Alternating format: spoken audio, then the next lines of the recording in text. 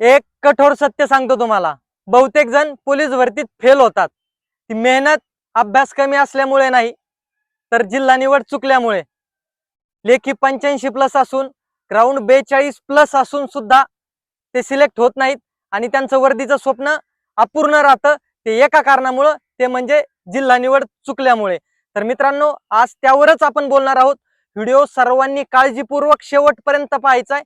तर फॉर्म भरताना मुलांना प्रत्येकाला प्रश्न पडलेला आहे, मी कुठल्या जिल्ह्यात भरू, म्हणजे स्वतःच्या जिल्ह्याला भरू की महाराष्ट्रात, म्हणजे कुठे फॉर्म भरू, जास्त जागेत भरू की कमी जागेत भरू.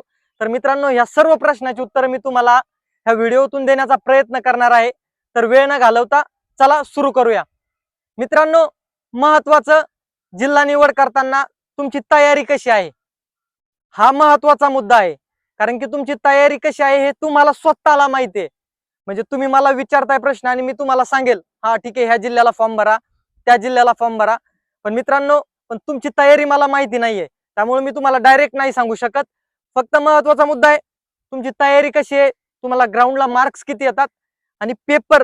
मित्रांनो, फॉर्म भरण्या अगोदर तुम्ही ज्या जिल्ह्याला फॉर्म भरायचा आहे त्या जिल्ह्याला जागा किती आहेत, टोटल जागा किती आहेत, तुम्ही ज्या प्रवर्गात मोडता, मग SC ST